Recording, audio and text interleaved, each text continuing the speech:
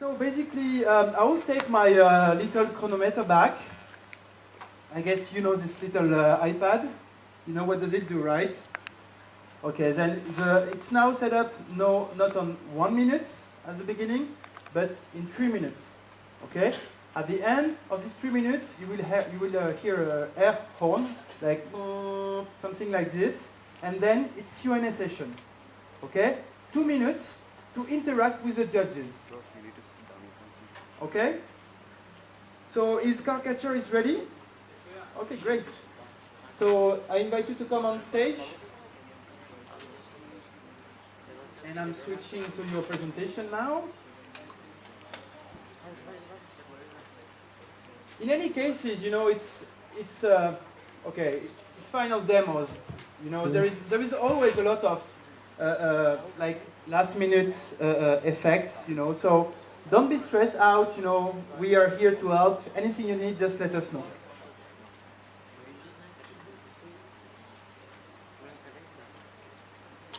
I hope you did some rehearsal and also take some hair. Maybe it's a good time for yoga, right? I don't know if some of you are relaxing or... maybe not right now, but...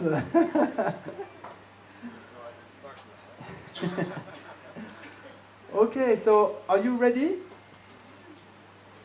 Yeah, we are. Yeah? The judges are ready? Yep. Yes? Okay, then let's start. I think we can applaud them. They are the first team, huh? It's kind of difficult, huh? Come on, guys. Ready? Let's go. Hello, everyone. Our team is Car Catcher, and we catch cars. We would like to start with this graph. Can anyone think of what this graph might represent? Anyone here came from Abu Dhabi today? So, yeah. So this actually represents my actual driving speed today morning coming from Abu Dhabi to Dubai. And as you might imagine, that these drops of speed happens when I approach a radar. So everyone is familiar with the idea. We all like it, and we don't want to change. On the other hand, 1.3 million people die annually out of car accidents. In Abu Dhabi itself, 63 of all deaths in Abu Dhabi are due to car accidents.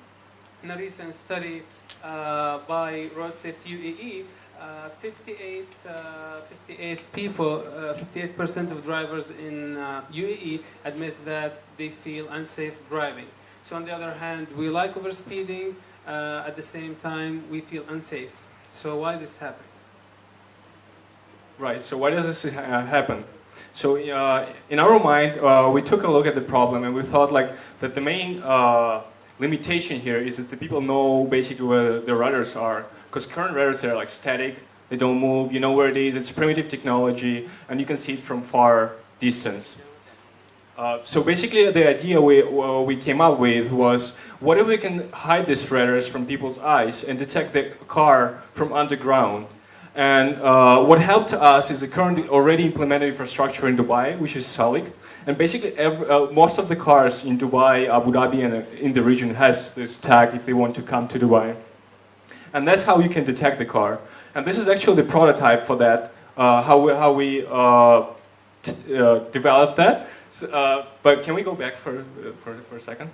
So basically, the idea here is if we place 2 RFID tags underground and we can detect the car presence at one and at the other one, we can measure the speed, and at the same time we know the ID of the car. We can later on remotely send it to the server and to the authorities so that they could take action. Here's basically the test bed for that. So we implemented it, and we will try to fly a drone to show how it works. So as you can see here, we have all our sensors feeding through the Cisco Talon, which feeds into our system. We will show you in a moment.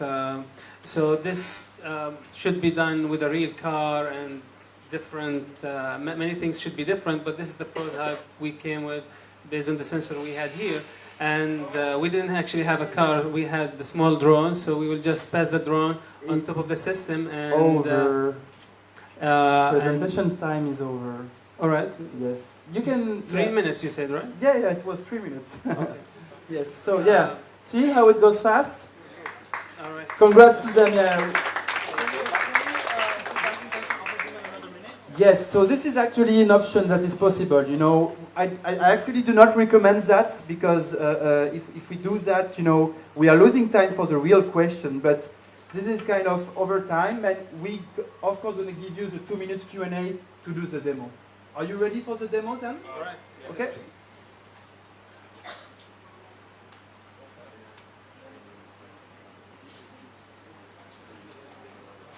Yeah, you know, you have to think of a couple of things, the network. Are you ready? So basically here's some script which runs. We have a Cisco technology, Telem, which actually helps us to detect the speed, which is going to help us to detect the speed of this drone with infrared sensors. We have a RFID tag here and RFID reading system, and here's a tag. So we basically try to fly this drone, we try to detect its speed, and we try to detect the ID of the drone while we are flying.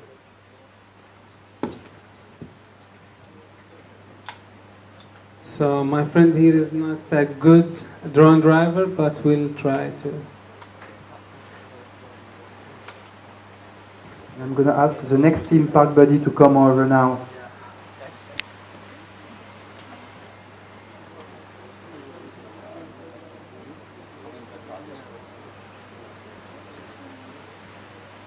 Okay, so I'll just do it by hand. So this is the drone approaching the station. And it comes here, and here the speed, the car is detect the speed. Yeah, you can see actually the speed, and you can see the time that this came to the station.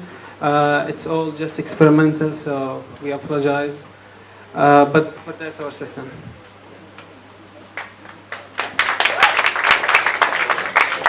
If there's any other questions, you can ask. Yeah, exactly. So now we can obviously ask a question and answer now. You have 40 seconds left, but yes, please go ahead, judges, if you have some Q&A. Maybe, do you have a mic over there? Yes, we should have a mic for you. And then, oops, yes. Under. Yes. Thank you.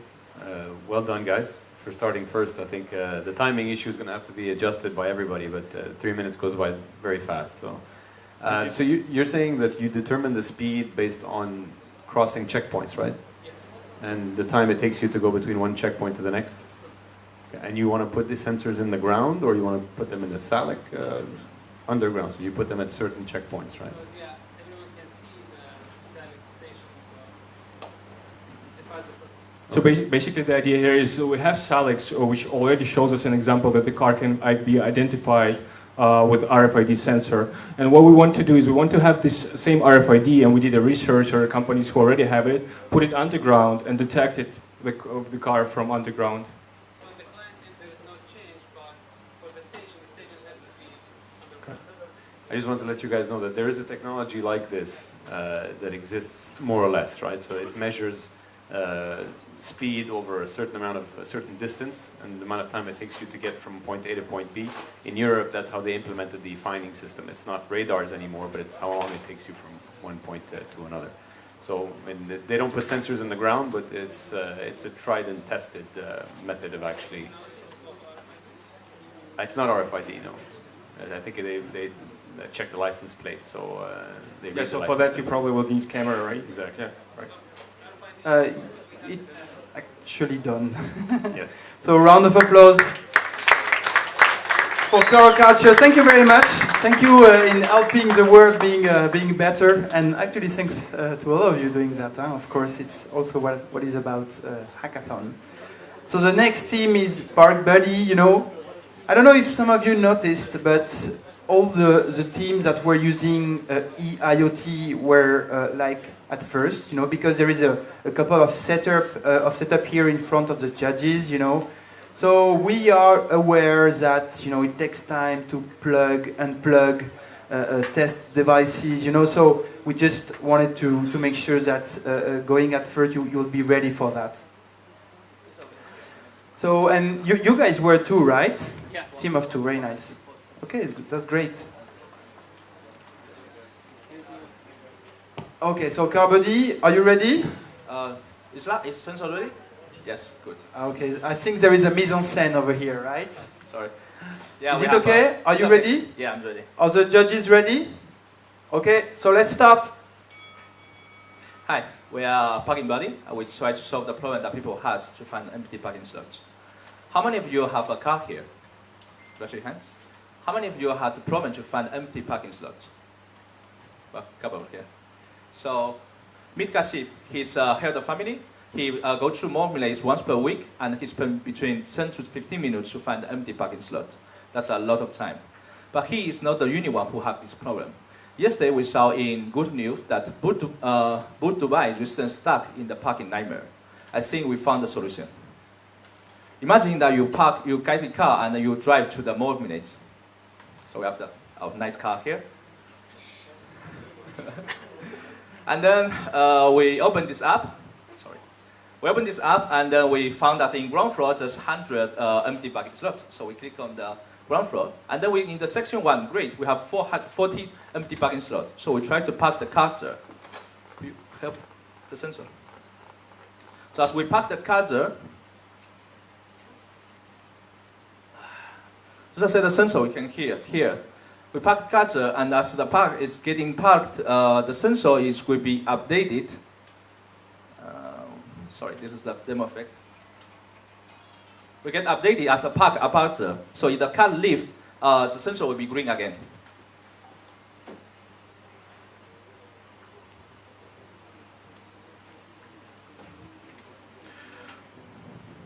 How can we do this? We use the Cisco technology with the enterprise Internet of Things connect to the streets. So from our server, we put the data directly from the sensors, and with our application, we connect them to the server. We get data real time, and You might say, oh, this really exists. Yes, exists. The actual solution, you have a smart parking and a park assistant, but they are not so accurate as should be. And by using the smart internet and by providing smart, we aim to reduce until 10 times price of the market. For instance, if you go to, we were in Mormolay yesterday, and what we found is this sensor actually is green when there's no free parking slots available. Next one. So as a future improvement, we aim to put the sensor to all the public areas. Imagine when you drive, before you drive, you already have to know where the parking slots is. So you go there and directly you go to the empty parking slots. That's the definition of the true smart city for the happy citizens.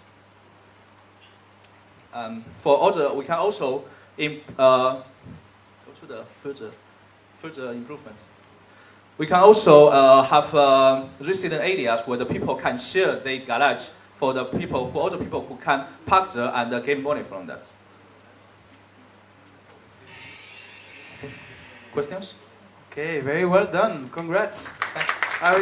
Very nice piece on scène with a Cisco car. So indeed, yes, there is some question. We're gonna take the mic here. So what does a parking lot need in order to implement this?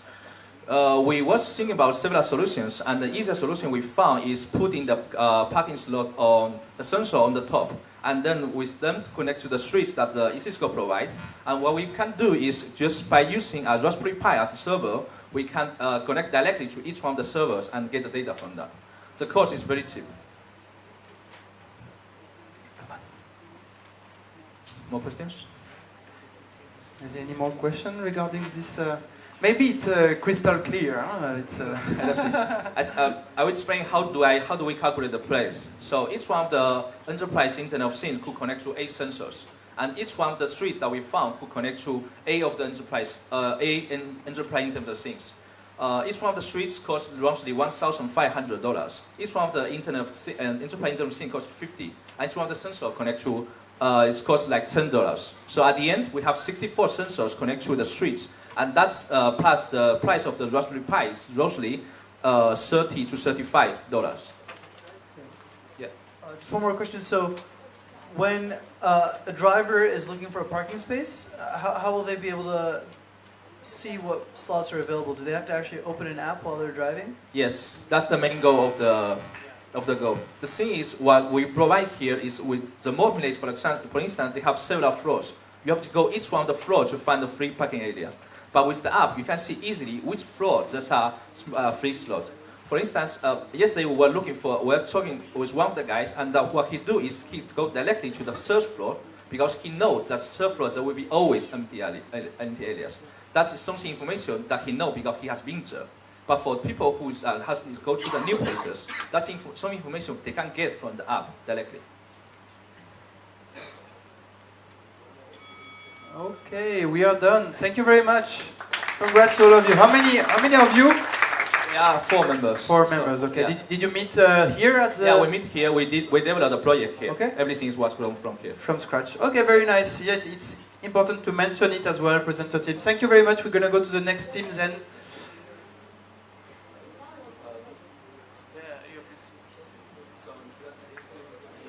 Okay, so the next team is S Parking.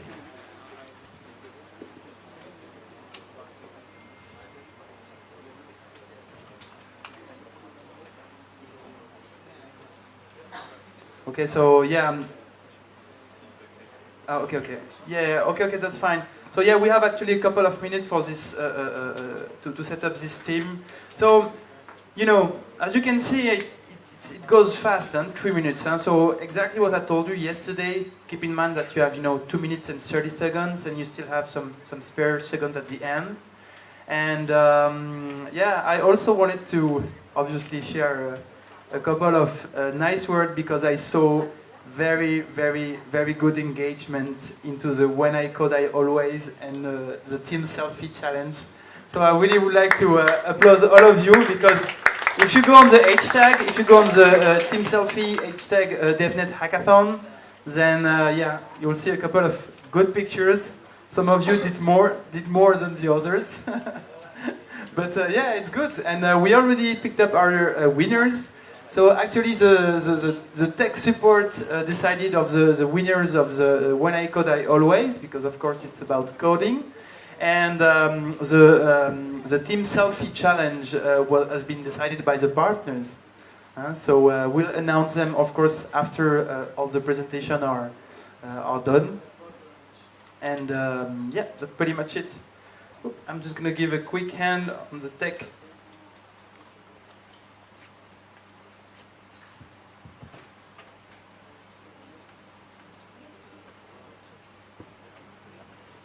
Hello everybody. Our idea is very close to the guys who presented before us about the parking, but they're mostly focused on the public parking, and we are also kind of related to that, but what we want to do is do private parking more secure so people who live in industrial areas where a lot of people are coming to work, and those people who have residential buildings parking underground, they're working somewhere else. So from 9 to 5, their building is pretty much empty, the parking spot. So what they can do is they can rent their space, and other people who are coming close to that area, they can park in their building, in their spot, and everything will be secured, because what we're planning to do is we're going to use the infrared distance detectors to see if the parking spot is available or not, so we can track in real time how many parking spots are available for that building. And okay, I just would like to interrupt you because actually I didn't even start the timer and I see you're not ready for the demo. So it wouldn't be fair, to start if for the others. So just want to make sure you're full of good intention. But so are you ready with the slide? Can we start the chronometer like officially? Yeah. Yes, I can do so. All right. Okay, then you can start. okay, so the idea is about the parking and how we want to get the outside parking people to get inside the buildings, so we have a lot of free space outside for people who really need to park for short term. Because in, let's say, JLT or business areas like Media City, there are a lot of people who park outside and they're working in the building 8 hours a day. So that spot could be used by someone else, and we have a lot of buildings that have empty parking spots. So they can rent the place, and the businesses who have a lot of spaces in their building, they can rent the space instead of selling for, like, let's say 5,000 dirhams a year. Not everybody can afford it at one time. So what they can do is they can rent either hourly or daily So they're also getting their money from the parking spots, so they're utilizing the resources. And at the same time, we have a lot of parking, free parking spot outside. Can you move to the next one? So this is actually the problem. And the next one is a lot of resources. So in order to demonstrate that, we have infrared distance trackers that can help us to detect if the parking spot is available or not. And this way, we can track people and direct them to the free spot. And we're planning to use indoor navigation systems, and the BLE technology, like Bluetooth Low Energy that we were planning to use, is not actually created by Cisco, so we were not paying attention to that too much, but it is doable. So we have a working demo that detects actually if the parking spot is available or not. So this way, so we created the demo app. Can you connect to the Apple TV? Okay. So the demo app is the person either can search by the address or name or by map. So when he goes to the map, then each place has a building. So the available buildings, like if you click on that, it's going to go to the places where available spots are going to be displayed. So when the actual spot is considered as booked, what it's going to say that this place is no longer available. So the person has to pick a place that is available, and after that, he will get a welcome message that would feel personalized.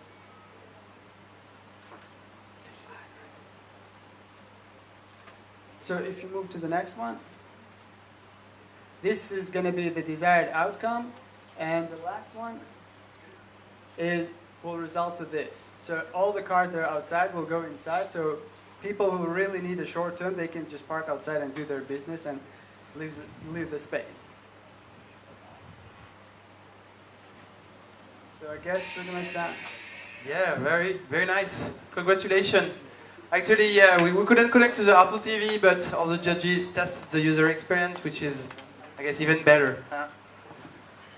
So, okay, so expecting the next team, Cold Store, is currently setting up. I'm going to start the Q&A session.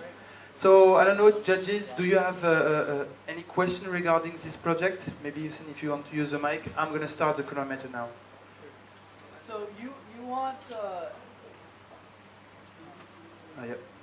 So how will people who want to park in a residential building get access to that building? Usually you need some kind of access card to go Yes, into the residential actually, building. what we're planning to do is we're going to use Cisco CMX service that will be next to the gate. So when the car comes, the person who booked will have an iPhone application or any device that he used to book the place. He has the MAC address, so we can trace that the person is coming, and we will automatically open the gate and we'll send him a welcome message, so he will feel that it's kind of like personalized experience for him. And when he goes inside, we can direct him directly to the spot, so we'll use a Bluetooth Low Energy to do indoor navigation.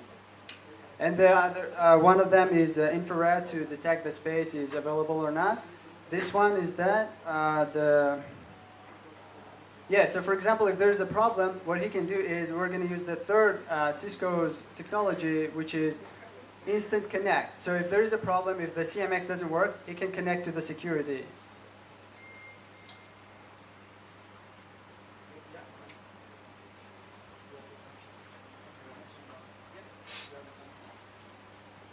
So there seems to be a question in my head around the regulatory issues of actually allowing you to lease space which may not be owned by the, let's say, the users of that space. So if someone's not living there, how are they kind of leasing that? Is that legal? Is that going to be something you have to work around? So since these are creating a lot of free space outside, then the government will be interested in order to improve the parking spot, which will be like, for example, if the parking spot is busy, a lot of people who are creating traffic are mainly those who are looking for parking. So if we're going to get them inside, if it's going to help the environment and everything, and if we talk with the government, most likely the government will be in charge of controlling everything.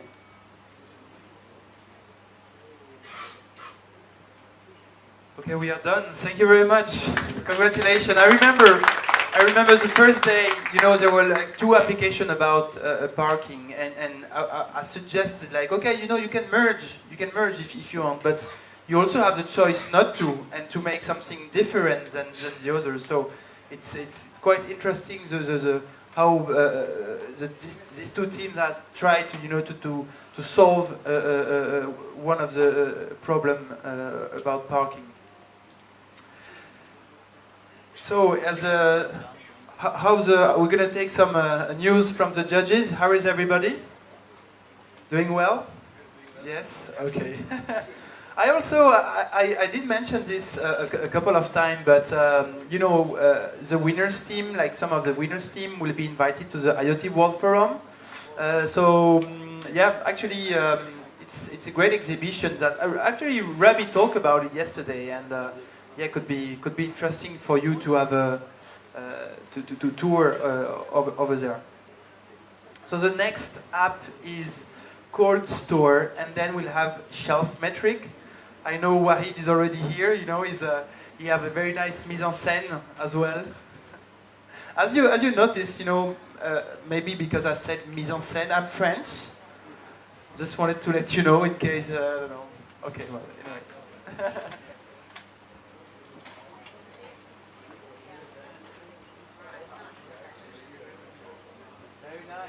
Very nice. So yeah, I'm quite impressed because some of you did the logo, you know, some screen. So there is some efforts into the design. Are we ready to go? Cold Store, are you ready to go? Hello? Yeah. Are you ready? Shall we start? Are the judges ready? Okay, then let's go. Good morning to one and all. My name is Alan Raju Matthew. We are from the Cold Store. We are 6 members from the Middlesex University, Dubai, and this is our idea. Next. So there's a common problem that we all face. Imagine the refrigerators. You have to keep measuring the temperature on them, right? Imagine there are hundreds of these refrigerators, and you keep noticing all their temperatures, and each of them have to be a certain degree so that the substance don't melt or get too hard, right? So our solution to that is to make it a smart fridge. So all we're doing, next slide. So all we're doing is that we create a sensor that measures the temperature of the fridge, that measures the amount of temperature on the fridge. If it exceeds a certain degree, an alert is being sent. That's all we are doing. And alert will be sent. Now imagine a situation, right? In the hospitals, there are certain labs that hold substances that have certain temperatures, like antibiotics and maybe organs also. If it exceeds a certain temperature, if it decreases a certain temperature, it will be useless. So to monitor that, we can use this sensor, and it will send an alert to the nurse, to the doctor, to anybody who's in charge, and that's how you get notified. That's all it does. It does notification now, and we are planning more things. Next. Hello. Yeah. And think about it. You can use it in many other places, like in data storages, like in servers. You can use in clinics. You can use in groceries to make sure that stuff don't melt. And yeah, that's it. That's our idea. We'll just show you a small demo.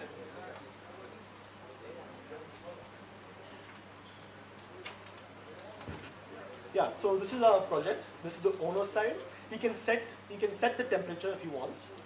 Right now, yeah. We can add fridges. You can, like, not even fridges, like in the lab, you can add lots of, if you have many, you can keep adding them. Right now we're setting at 20 and 25. When you authorize, that means it keeps checking. Now if you do load, it keeps checking.